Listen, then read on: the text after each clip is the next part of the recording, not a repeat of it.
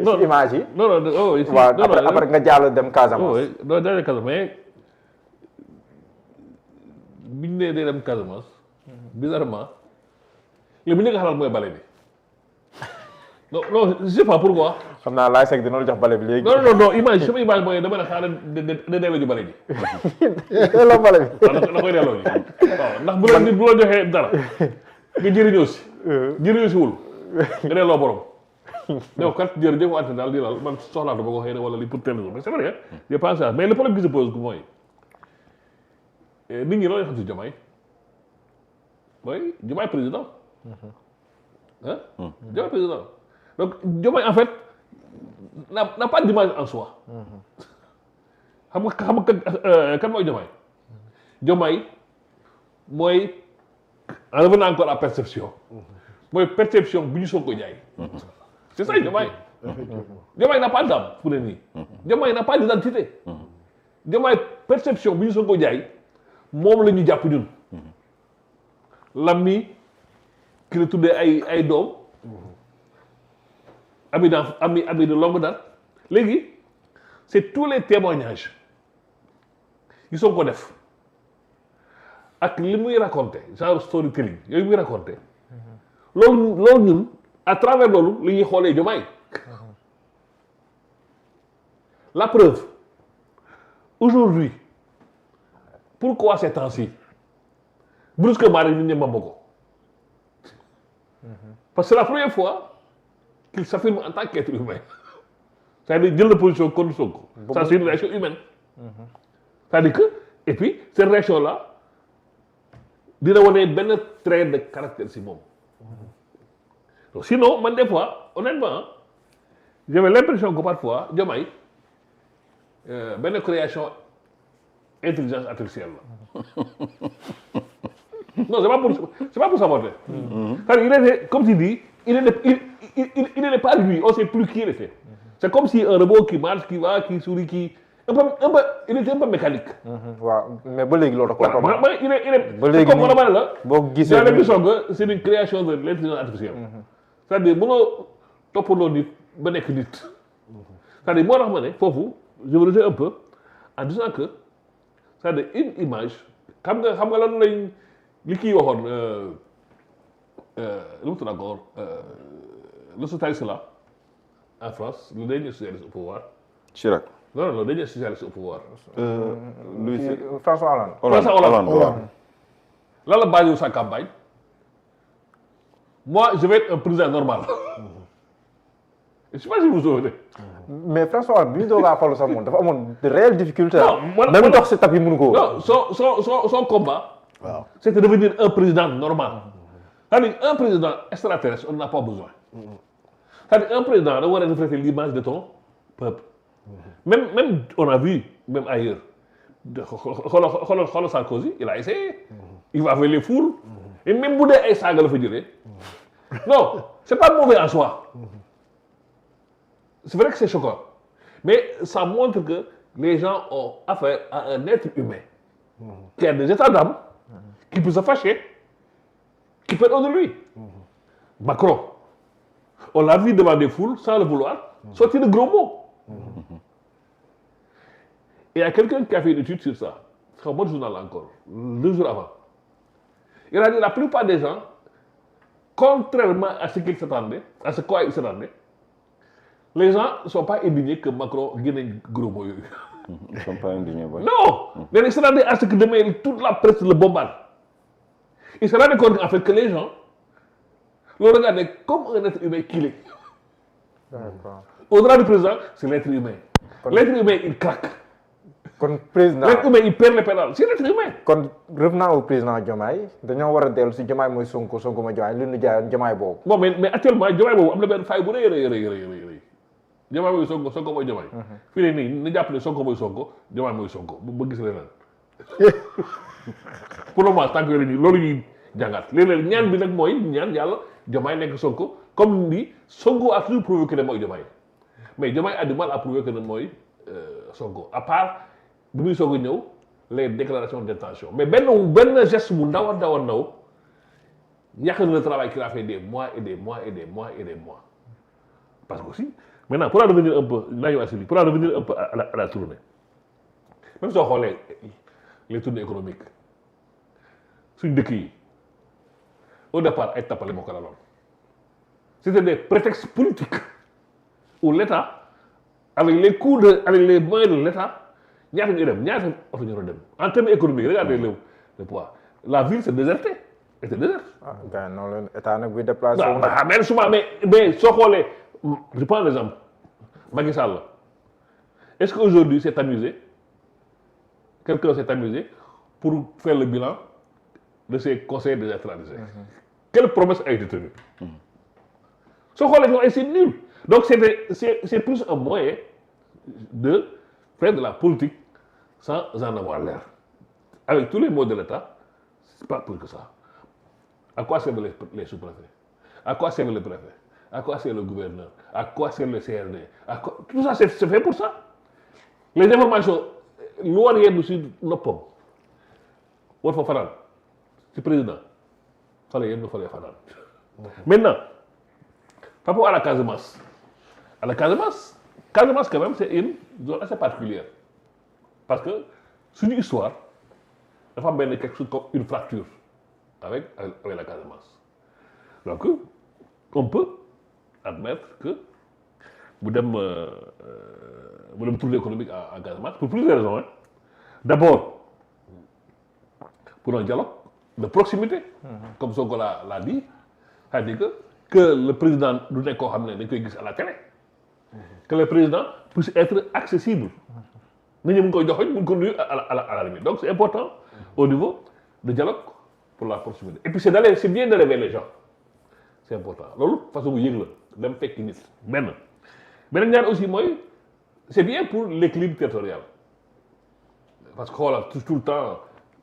que lépp nekk Dakar. Bon, souvent dañu naan est-ce que da nga dem Sénégal à l'époque quand tu quittes la Casamance da nga dem Sénégal alors que la Casamance c'est la grande. Bon développement tout est Dakar soo génnee Dakar des fois tu me dis c'est quoi le Sénégal. Et puis aussi il y a aussi les aspects de relance économique, c'est important. Parce que Casamance, c'était un peu laissé en Casamance naturel, c'était un peu laissé en rade. Donc c'est bien que nous avons fait Italie, des factures, le président dem, et aussi, surtout, l'aspect paix.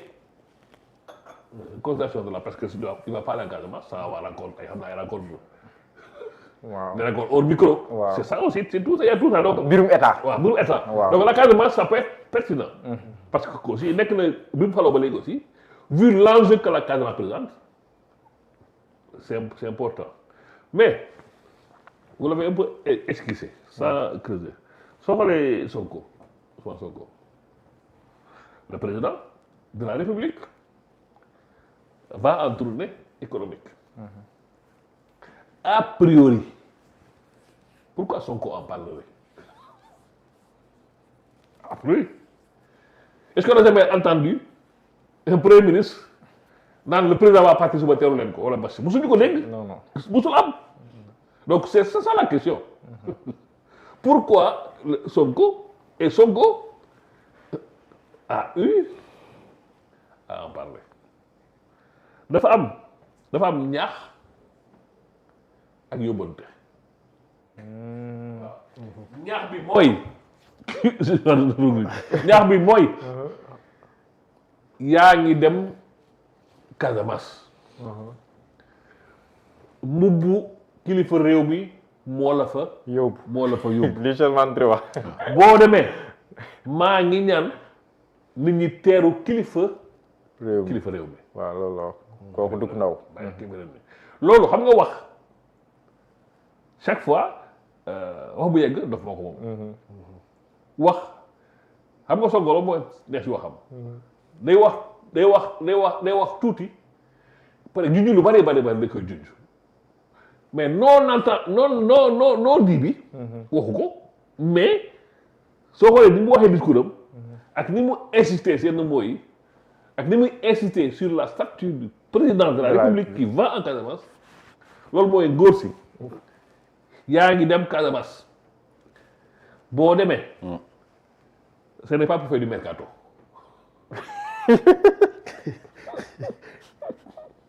boo demee ce n'est pas de faire de la chasse à l'homme, de chasse de tête. Parce que temps moo xew. waaw am ay massification alors que ba léegi boo leen boole woon duñu xeej si seen web bi. donc loolu mooy ñaax bi. récolté yóbbal dafay ñaax nit ñi. kon yóbbante bi. moom yóbbante bi Diomaye lay waxal. Diomaye lay assurance mooy xamal li la tax a jóg yow it. parce que Ousmane wax na ko su la fa économie yóbbuwul nga jéem fa lal leneen xëy na nga dégg fa loo neexul wala gis fa loo neexul.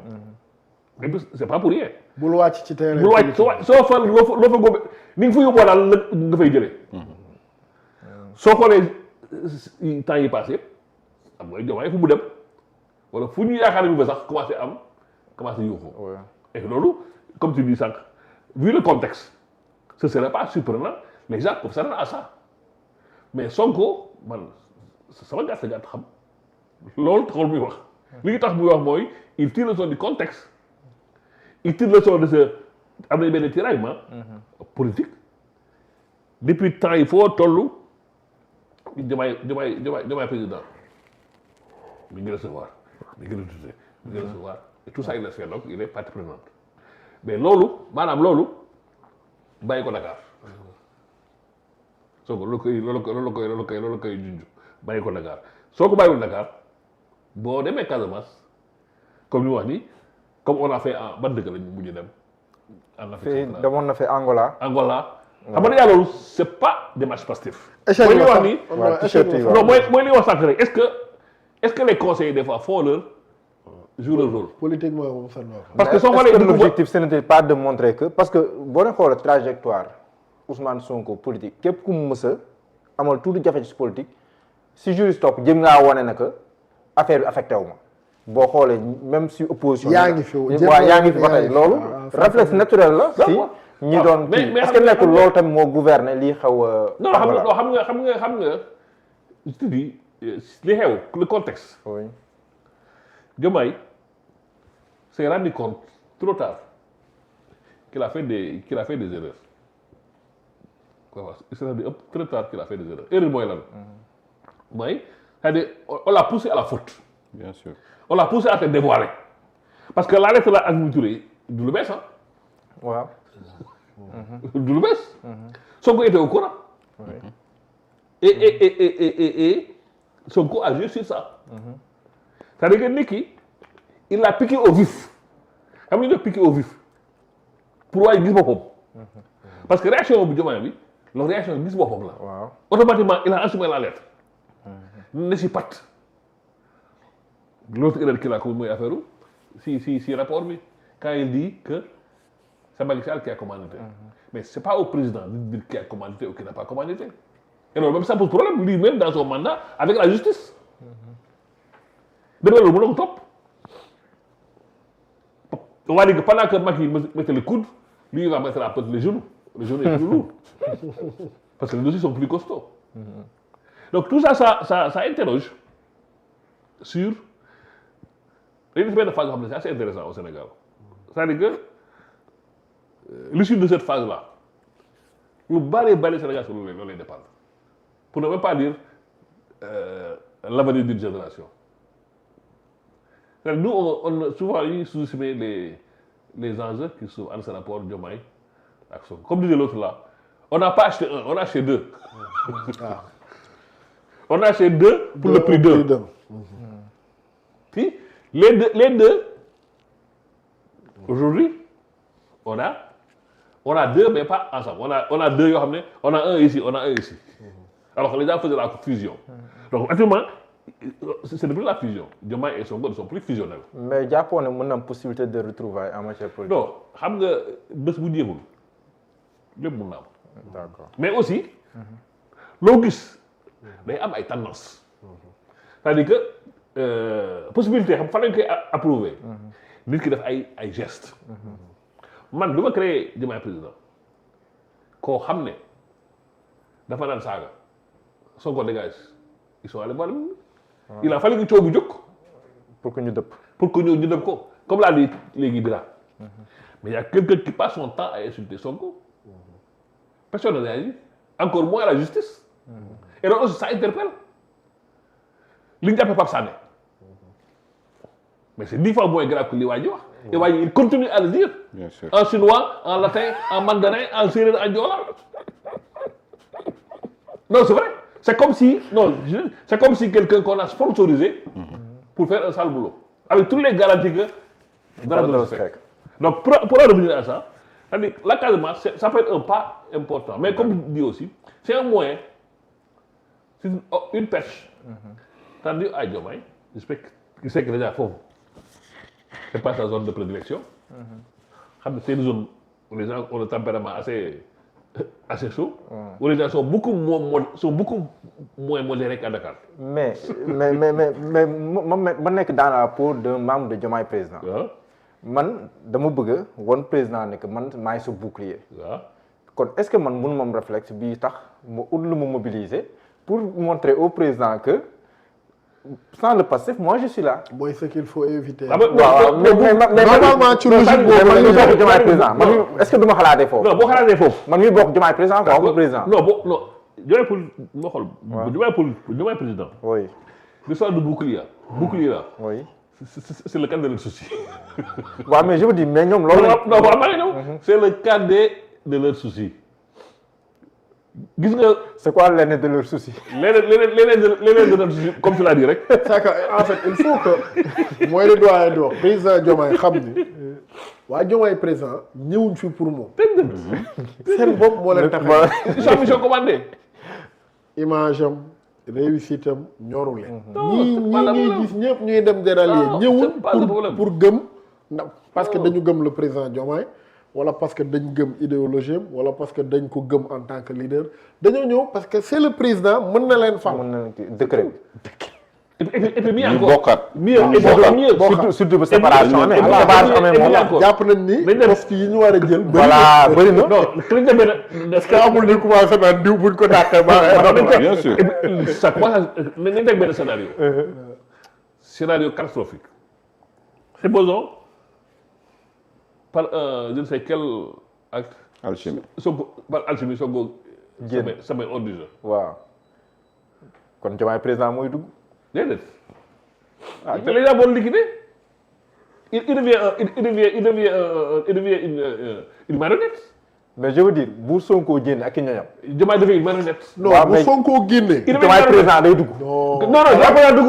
Diomaye président déjà day il fracassé. devient une marionnette. xam nga mais poste yi les. non je parle pas de poste. voilà Diomaye mais politiquement en tant qu'appareil politique. non doo am appareil Diomaye amul appareil doo am appareil politique. parce que xam nga tey bu yàlla tere quoi parce que pour Sénégal loolu. waaw loolu c'est gënul catastrophe. waaw catastrophe. hypothèse la waaw. bu su président génnee waa Pastef carrément non seulement liñ dajale ak Diomaye président du ko fekk ji dañuy fekki seen base C'est ça. origine politique parce que ñoon dañuy am benn sursaut jàpp ni enfin mun nañ nangu nguur gi ci moom parce que Diomaye foog mu xam ne moom carapace bi koy protéger Sonko ak Pastef la c'est vrai parce que 2029 soreetu. li tax ñu bëgg ko dissocier pour jot ci moom la pas pour moom mu non, réussir non, du tout. mën a jot ci Diomaye moo tax ñu bëgg ko dissocier ak Sonko ak Pastef Du tout. point d'accord. Du tout. loolu foog moo xam ko protection. gars yi kawam lañ jëm te quoi. boobaa il devient vulnérable Et puis, il tombe dans le piège. Aujourd'hui, qu'est-ce qui l'empêcheur de tourner en rond? C'est Sonko. Sonko n'est plus là.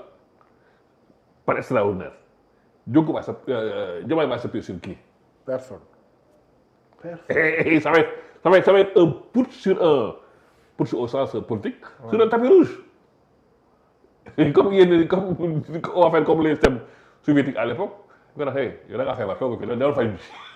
non ça va être très compliqué Non, kañ gars yi kawam lañ jëm Et vous allez voir que 29, mais ça va être reconfiguré.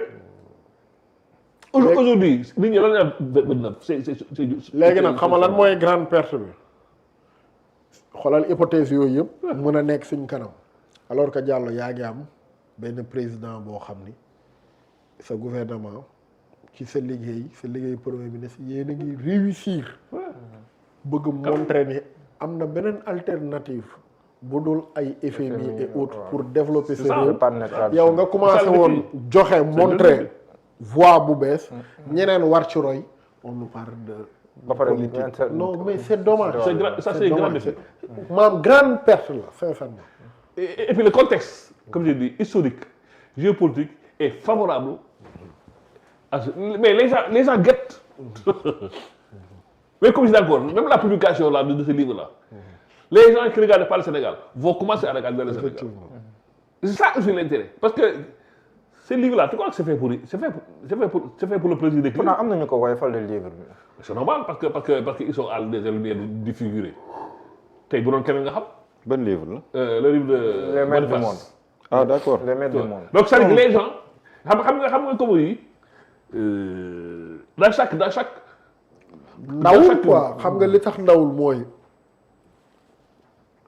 Ousmane bien évidemment on parle de Ousmane Sonko mi ci figuré li tax ndawul mooy réew mi mu jugee c'est ça. du réew mu mag ci wàllum économie waaw ci yu bëri boo ko jëlee ci contexte ci enjeu yi donc da ngay gis ne du lu ndaw prouesse la quoi ça prouesse c'était pas te moom évident tamit il n'est même pas encore président. voilà il n'est pas encore président nga c'est boole ko ça. foofu Ouais. du lu ndaw quoi ku ko ndawal da nga tuuti lu ndaw Le soir du meeting du 8, qu'est-ce que les radios étrangères ont titré?